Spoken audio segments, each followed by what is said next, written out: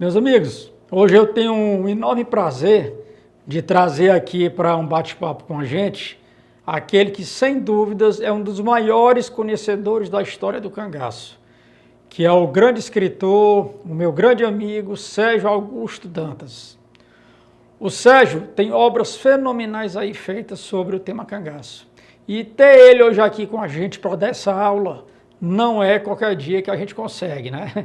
O Sérgio é uma pessoa que todos nós conhecemos, suas obras são obrigatórias para aqueles que querem conhecer um pouco dessa história, e é com ele que a gente vai conversar. E a primeira coisa que eu queria que o Sérgio falasse aí para a gente é como é que ele entrou aí no mundo dos cangaceiros, né? E por que ele resolveu escrever sobre o mundo do cangaço. Sérgio, fala aí para a gente, amigo, um pouquinho de como se deu esse início. E como começou o meu interesse pelo cangaço, de uma forma geral, o meu contato com o tema se deu há muito tempo atrás, quando eu, em minhas férias escolares, ainda garoto, costumava ir a Itaporanga, na Paraíba, que era onde morava o meu avô materno. Ele nasceu ali na zona rural do Triunfo, em 1897, depois foi para Paraíba e se fixou em Itaporanga. É nessas férias que eu ia para Itaporanga, e o vovô, apesar de ser um tipo sertanejo, típico, fechado, introspectivo, ele eventualmente contava histórias da juventude, da mocidade dele. Ele dava feira em Salgueiro, em Vila Bela, que hoje é Serra Talhada, e Rio Branco, que hoje é Arco Verde. Ele frequentava aquela região, afinal de contas tinha nascido ali.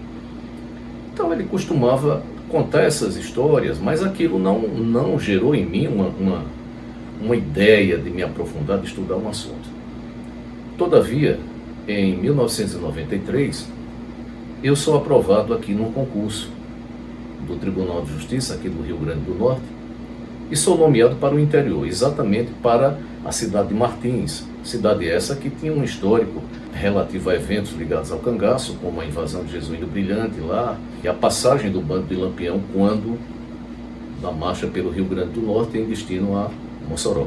Então, numa correção de rotina no cartório do fórum, eu me deparo com um processo escrito à mão, um processo antigo, cujos réus eram Virgulino Ferreira da Silva, Macilon Leite, Ezequiel Ferreira da Silva, Sabino Gomes, Félix da Mata Redonda e outros notórios cangaceiros.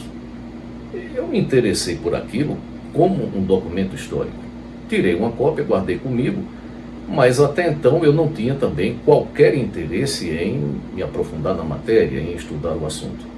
Guardei a peça como algo de interesse histórico, uma curiosidade.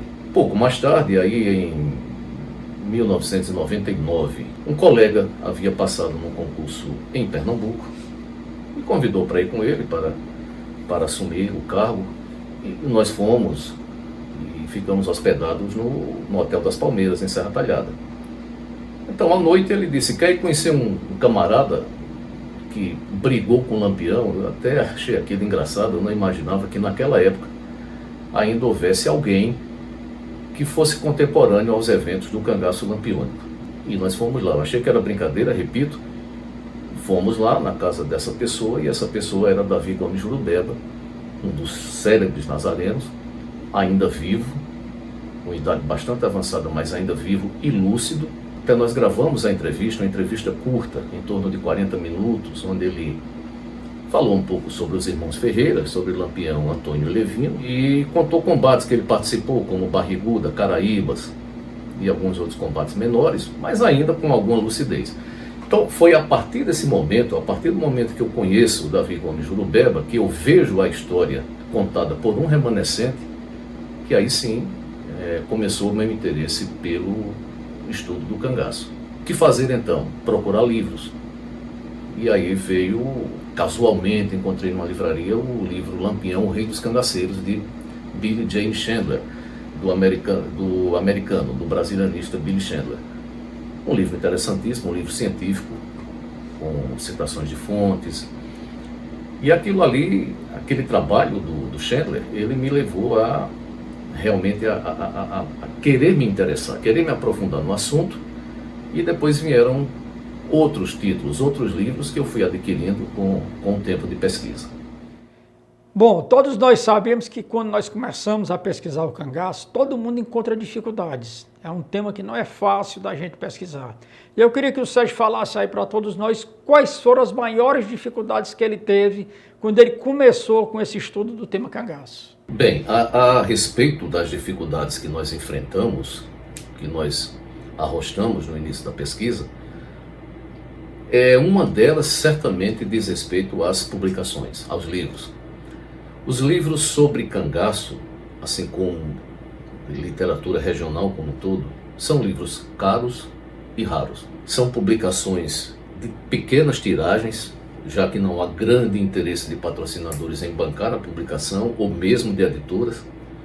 Sabemos que muitas vezes uma editora situada no eixo sul-sudeste do país não tem qualquer interesse em temas nordestinos, temas históricos nordestinos. Então o livro sobre cangaço ele se torna muitas vezes inacessível às pessoas. Há livros que quando aparecem em algum livreiro são vendidos a uma exorbitância. Me vem à mente agora, por exemplo, o livro Lampião, o Último Cangaceiro, de Joaquim Góes. É um livro extremamente caro quando aparece, R$1.000, R$1.500, R$2.000. E nós sabemos que um livro desse valor não vai ser acessível para a grande maioria da população. Acontece também que, eventualmente, livros sobre cangaço são publicados por órgãos estatais, como Assembleias Legislativas, por exemplo. Muitas vezes, pessoas recebem esses livros e colocam à venda por um preço muito alto. Então, essa, sem dúvida, é uma dificuldade para quem começa o estudo. Uma outra dificuldade é o acesso aos arquivos de instituições como institutos geográficos ou arquivos públicos. Geralmente, as diretorias desses órgãos criam empecilhos para que alguém pesquise em seus arquivos. São jornais, são documentos extremamente antigos, com um papel já bastante fragilizado pelo decurso do tempo, e aí ocorre que há uma verdadeira barreira para o interessado, de um modo geral, frequentar esses arquivos. Essas duas situações que eu citei, a carência de livros e a falta de acesso aos arquivos públicos, sem dúvida nenhuma se constitui uma dificuldade para o pesquisador do assunto. Eu queria que o amigo Sérgio agora falasse para a gente quais são as obras e os escritores que ele tem como referência, né, e que ele pode indicar para a gente como as obras que, digamos, são básicas para quem precisa e quem quer estudar sobre o mundo do cangaço. Bem, sobre os livros que me serviram de referência, serviram de base no início da minha pesquisa, são inúmeros. Eu citarei apenas alguns, apenas a título de ilustração. E inicio com os livros do Dr. Antônio Amauri Corrêa de Araújo, que eu reputo como livros fundamentais para aqueles que pretendem se dedicar ao estudo do cangaço.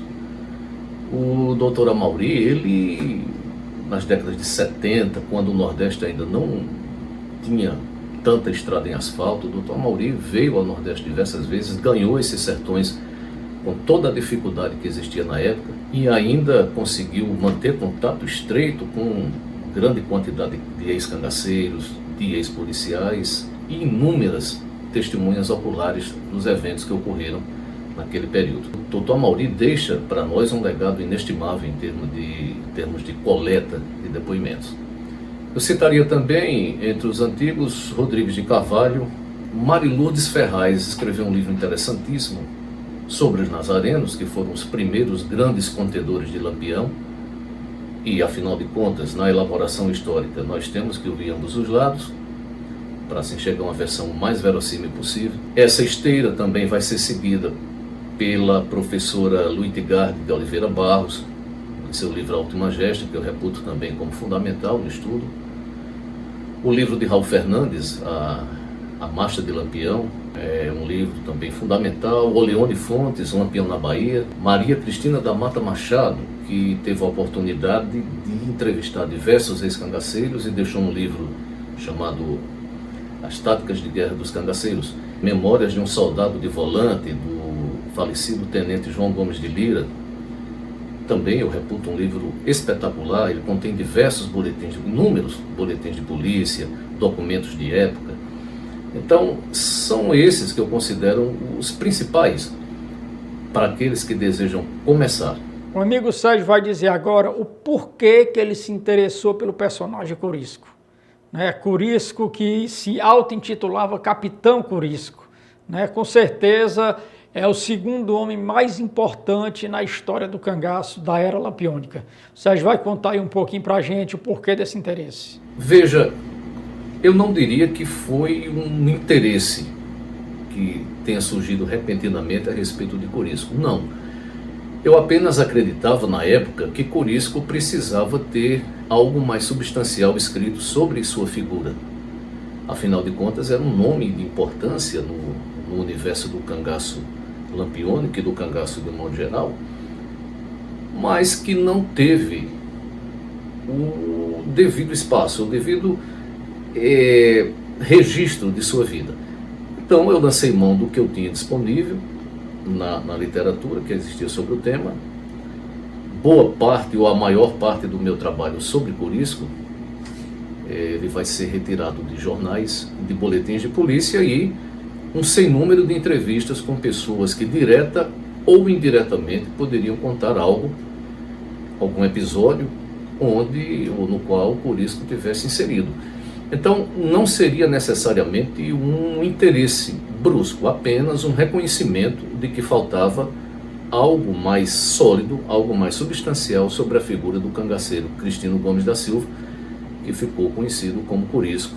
Amigo Sérgio, fala agora aí pra gente um pouquinho do que se sabe da infância de Corisco, É uma coisa que pouca gente conhece, com certeza você deve saber alguma coisa sobre isso. O que é que você pode dizer aí pra gente? Bem, sobre a infância de Corisco, não há maiores dados ou há alguns fatos mais relevantes que mereçam ser destacados, até porque seria uma infância típica daqueles meninos do interior do sertão do Nordeste, sem maiores atrativos, aquela infância de sítio, aquela infância de fazenda. Cristino nasceu ali, o local ainda, apesar de dizerem que foi naquela casa ou naquela outra, enfim, não há uma determinação correta do lugar de nascimento de Corisco. O que se sabe é que foi naquela área do povoado Verdão, em Alagoas, Alto dos Coelhos, aquela região. Pois bem, Cristino recebeu o sobrenome Gomes da Silva e eventualmente era chamado como Cleto. No entanto, esse Cleto não seria necessariamente um nome de família. Esse Cleto, ao que nos parece hoje, como resultado dessa pesquisa que fizemos, seria referência a um ancestral antigo, talvez o bisavô de Corisco. Ele se chamava Anacleto, chamavam Cleto. E daí a construção do patronímico no interior muitas vezes é assim, o nome de um fulano de Cicrano. Então a Maria Cleto, Firmina Cleto, e assim foi passando para as gerações seguintes. Corisco se assinava como tal. No entanto, não era um sobrenome, era uma espécie de referência de família, devido a esse ancestral comum. Então, em síntese, sobre a infância de Corisco, nada há de muito relevante, salvo o fato que, aos 15 anos, desaparece uma determinada quantia de dinheiro da casa da mãe. A mãe, nessa época, já era separada do pai, de Corisco, Manuel Gomes, e ele acaba sendo culpado pelo desaparecimento. A mãe aplica-lhe uma surra violenta e ele, na primeira oportunidade, foge de casa. Aí, pelos 15 anos, como eu disse, sai, vai para Sergipe e começa a se virar por ali, vendendo alguma coisa em Campo do Brito, em Laranjeiras, em Capela, no interior de Sergipe. E, aliás, é nessa oportunidade que ele já conhece alguma coisa dessa área daquele estado. Então, ele, depois de um tempo, ele retorna para casa, promete à mãe que vai se comportar, que não vai criar problema, mas, no entanto, não quer ficar em casa, quer trabalhar. É arranjado para ele, a princípio, uma colocação como servente de pedreiro. Ali ele passa um pouco tempo, até que a mãe consegue uma colocação para ele na fábrica de linhas da Pedra, de Delmiro Gouveia, e ali ele fica, como ele não tem maior qualificação, maior estudo, ele fica ali, encaixotando uma coisa, fazendo transporte de peles ali pela região, e assim ele vai vivendo até quando vem a época dele se alistar. Apesar de essa ser uma obrigação legal no sertão, praticamente ninguém se alistava, mas por instâncias do coronel Ulisses Luna, que tratou de encaminhar alguns jovens daquela região, incluindo aí o jovem Cristino, ele se alista realmente no exército, em Aracaju, e por ali fica, até que ocorre aquela revolta tenentista de 1922, a princípio, depois de 1924, aí sim, quando o Corisco está no quartel, e isso causa uma reviravolta na vida dele. Uma dúvida que muita gente tem, né? Por que Corisco entrou para o cangaço? Existem várias versões sobre isso. Vamos ver aí o que é que o Sérgio tem para dizer, porque isso também é uma coisa muito importante que para quem pesquisa é obrigação saber esse motivo, né? Bem, Corisco alista-se no exército e ali fica. Começa a frequentar um curso de alfabetização que é oferecido aos soldados, começa a prática de tiro e na madrugada do dia 13 de julho de 1924, ele e seus companheiros de caserna são acordados com uma barulheira infernal. Os oficiais fazendo aquele barulho dentro do quartel e tal, era o início da sublevação. Então ele, como um soldado, obedece ordens e participa desse movimento armado de 1924. A partir do momento que há o declínio do movimento e as forças legalistas começam a tomar conta, ele foge, ele abandona, ele deserta, usando o termo da caserna.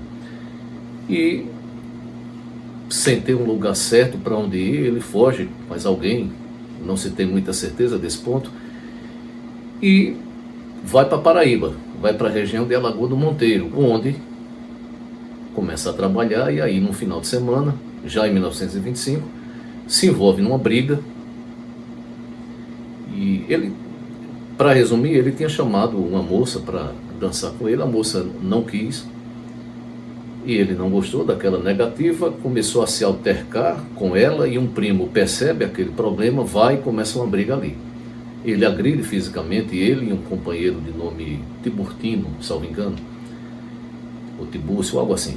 Ele se envolve nessa briga, acaba sendo preso, tá certo? É curioso que a história fixou que Corisco teria praticado um homicídio em Alagoa do Monteiro. Durante o meu trabalho para o livro, eu pesquisei demoradamente os livros do cartório de Alagoa do Monteiro e não encontrei nenhum registro de homicídio. Tá certo? Se alguém dissesse, mas o processo desapareceu. Sim, mas o registro do processo estaria no livro específico. Assim como o livro Rol dos Culpados tem a referência ao nome daquele que vai responder júri. Então, não houve homicídio em Monteiro, a não ser que esse homicídio tenha sido praticado em outra cidade, em outra comarca. O que se tem e que é possível encontrar em Monteiro é um registro no livro Rol dos Culpados de uma agressão física praticada por um Cristino Venâncio ou Cristino de tal, que nós não temos nem a certeza que pode ser o mesmo Cristino Gomes da Silva. Então talvez essa história do homicídio que ele praticou em Monteiro tenha sido uma criação folclórica, já que não houve realmente, não há registro de um homicídio praticado por ele em Monteiro. Há sim essa briga que eu relatei, e ele, depois que consegue fugir da cadeia, ele vai para a região de Serra Talhada, certo? Ali ele procura emprego, consegue emprego numa fazenda chamada Condado. Depois ele se recorda que tem uma parente dele ali chamada Bernardina, que é casada com um cidadão chamado Manuel Pereira Valões, que tem uma propriedade na região de Bonome, ali entre Serra Talhada e Salgueiro. Então ele fica ali trabalhando na casa dessa parente, quando alguém chega para o Manuel Pereira Valões e diz que Cristina é procurado, que ele tem um problema lá na Pedra, de uma briga que teve com um cabo de polícia, e agora essa briga, uma agressão física em Monteiro e a deserção do exército. Então, alguém reconhece Cristino, tá certo? Avisa Manuel Pereira Valões, e aí ele manifesta a Manuel Pereira a situação dele como procurado da lei, e é levado porque ele pede que seja assim, é levado à presença de Lampião, que o admite no grupo. Recebe o apelido de Corisco, porque em um determinado combate ele atira muito rápido. Quem dá esse apelido é o cangaceiro José Leite de Santana, o Jararaca, apelido que o acompanhará até o fim da vida, em 1940. Sérgio, eu queria que você dissesse agora pra gente quais os grandes combates que Corisco participou, se você pode dizer algum, né? E qual foi o grande feito dele que tornou ele uma figura emblemática na época do cangaço. O que você pode dizer isso aí pra gente? Bem, Corisco começa a trabalhar com Lampião já em 1928. Aquelas primeiras visitas pacíficas que Lampião fez a algumas cidades da Bahia, e ele está presente em todas, tanto verdade é que há uma célebre fotografia retirada em Ribeira do Pombal, a antiga Vila do Pombal, na Bahia, deixando bem claro esse particular, não é Pombal da Paraíba, e Corisco está presente ali, ainda de cabelo curto. Essa visita foi em dezembro de 1928. Falar sobre grandes feitos de Corisco é falar sobre grandes feitos de Lampião, feitos bélicos, bem entendido. Em 1929, quando começam a ser registradas as primeiras escaramuças de Lampião no território baiano e sergipano, Corisco está em todas. Mandacaru, favela da Bahia, não é de Pernambuco, e principalmente no combate de Abóbora. Esse combate violento que ocorre ali em Abóbora é o combate que leva o nome de Corisco às páginas do jornal, tá certo? Ele faz a cobertura de Lampião, para que Lampião fuja com os seus mais próximos, e ali ele no momento que cria aquela barreira de fogo contra a polícia, ele briga com muita valentia, com muita notoriedade, e ele vai às páginas do jornal, tá certo?